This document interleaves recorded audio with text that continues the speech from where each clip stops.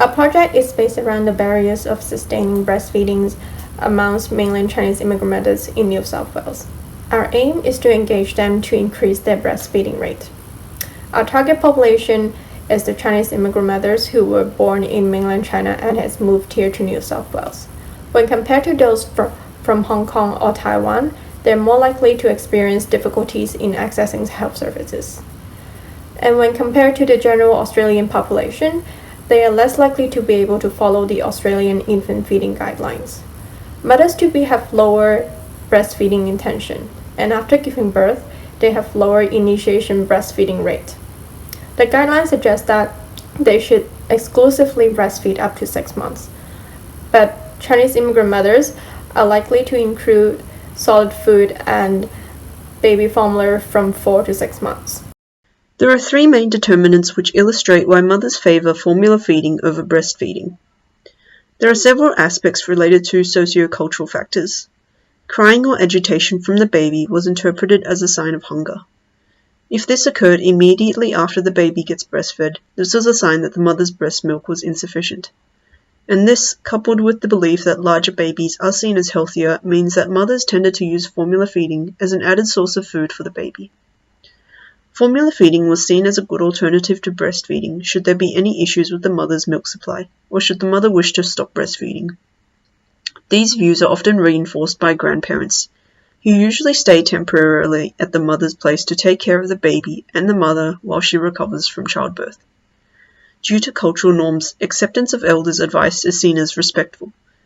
Hence, formula is often initiated when the baby is 4 months old, so the baby gets a chance to become accustomed to it.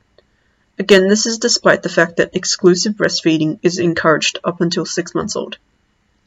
In terms of employment factors, many Chinese migrants need to accept any sort of work soon after childbirth, including work involving manual labour, since previous professional qualifications gained in China were often disregarded in Australia.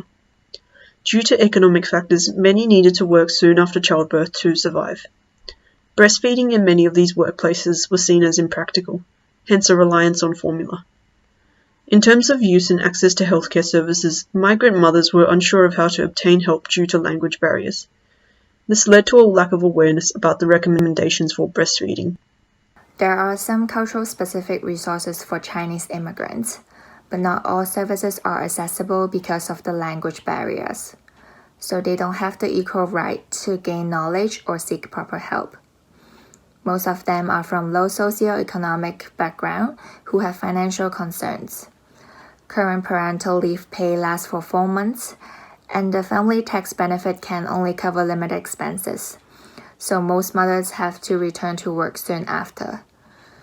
But then at work, often there is no proper support for them to express milk that combines breastfeeding and work. This injustice would lead to a lower breastfeeding rate, but breastfeeding is a meaningful occupation that may increase self-confidence, bonding between mother and infants, reduce infection risk, and chronic disease. We will tackle the aim of increasing the breastfeeding rate among mainland Chinese immigrants in 3 aspects: increased self-confidence, increased knowledge, and increased support. At the individual level, we will set up breastfeeding peer support group within Chinese immigrant mothers to build their knowledge about breastfeeding and healthy diet for their infants.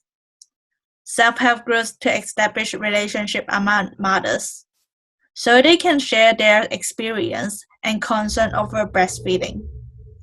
Next, we will have breastfeeding and parental promotion workshop among Chinese community. At the community and interpersonal level, to provide education to the novice mother and grandparents. This can reduce family tension over breastfeeding. We will have workplace support arrangement promotion. At the organization level, programs should aim to promote a breastfeeding-friendly workplace and highlight the provision of time and space for employees to express milk. On a political level, we aim to advocate policy to support Chinese immigrant mothers have more financial support up to 6 months after childbirth.